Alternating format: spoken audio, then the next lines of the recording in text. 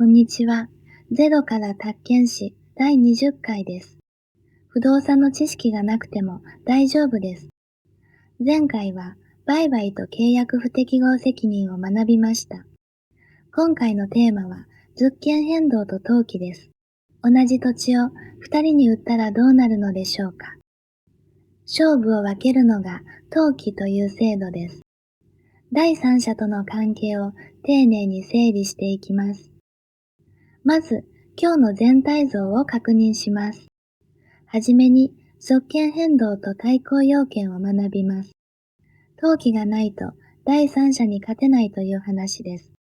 次に、177条の第三者の範囲を整理します。先進的役為者という大切な用語も出てきます。そして、主張し、解除、時効と第三者を扱います。権利関係で最も問われやすい分野の一つです。一つずつ着実に理解していきましょう。はじめに、物件変動の基本を確認します。物権とは、物を直接に支配する権利です。所有権がその代表例です。物権は当事者の意思表示だけで移転します。これを意思主義と言います。契約をした時点で所有権は家主に移るのです。しかし、それだけでは安心できません。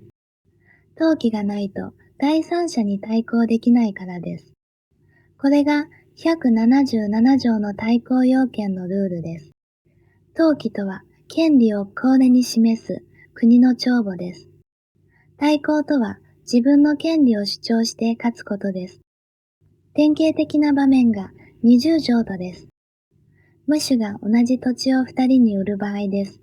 この時、勝つのは先に登記をした方です。契約が先でも登記が後なら負けてしまいます。早く契約したことは決め手になりません。驚くのは悪意の場合の扱いです。もう一方への売買を知っていても構いません。先に登記をすれば、その人が所有者になります。自由な競争として認められているからです。まずは、この登記の戦後が原則だと覚えましょう。次に、177条の第三者を整理します。第三者とは、登記がないことを主張できるものです。正確には、正当な利益を持つものに限られます。だから、次のようなものは第三者にあたりません。まず、権利を持たない無権利者です。書類をに座った名義だけのものなどです。次に、正当な権柄のない不法占拠者です。物資やその証券人など、当事者側のものも外れます。そして、精神的悪意者も第三者にあたりません。これらのものには、登記がなくても対抗できます。世内的悪意者をもう少し詳しく見ます。まず単なる悪意者は第三者にあたります。他の売買を知っているだけでは除外されません。だから、登記を先にすれば勝てるのでした。問題は、悪意に加えて悪質な事情がある場合です。先に買った人を害する目的があるような場合です。高く売りつけるために買ったようなものです。このようなものをセネリン的悪意者と言います。登記の欠如を主張するのが真偽の理に反するからです。だから、登記がなくても対抗できるのです。なお、そのものから買った転得者は別に判断します。転得者自身が世人的でなければ保護されうるのです。ここから応用の3つの場面に入ります。まずは、主証子と第三者の関係です。主証子には、その前と後で分けて考えます。主証子の前に登場した第三者の場合です。詐欺による主証子では、条文で第三者を守ります。善意で無過失の第三者は保護されます。これが96条3項のルールです。一方、脅迫による主証子には、この保護がありません。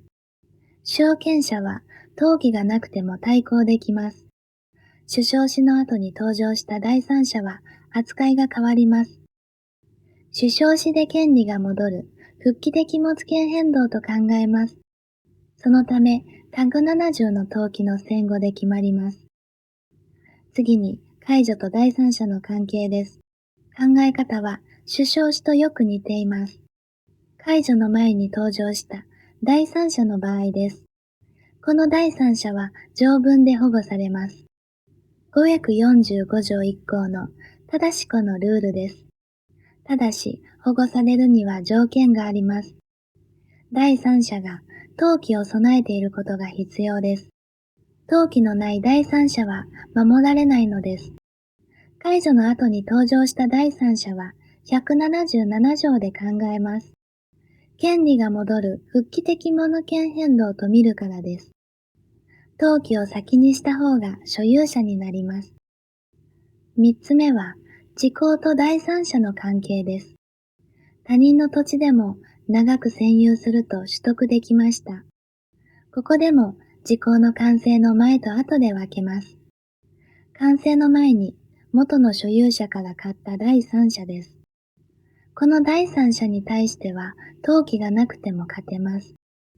時効取得者と第三者が当事者の関係になるからです。完成の後に元の所有者から買った第三者は違います。20条とに似た関係となり、177条で決まります。この場合、時効取得者にも登記が必要です。登記をたらると、後から来た第三者に負けてしまいます。なお、時効の起算点は勝手に動かせません。占有を始めた時に固定されるのです。自分に有利になるようずらすことはできないのです。ここで3つの場面をまとめて整理します。主張し、解除、時効には共通点があります。いずれも権利変動の前と後で分けて考えます。前に登場した第三者は個別のルールで処理します。条文の保護や当事者の関係で判断するのです。後に登場した第三者は177条で処理します。権利が戻る復帰的物権変動と見るからです。だから、登記の戦後で勝負が決まります。この前と後の視点が頭を整理する鍵になります。迷ったらいつの第三者かをまず確認しましょう。ここで今日のクイズです。正しいものはどれでしょうか？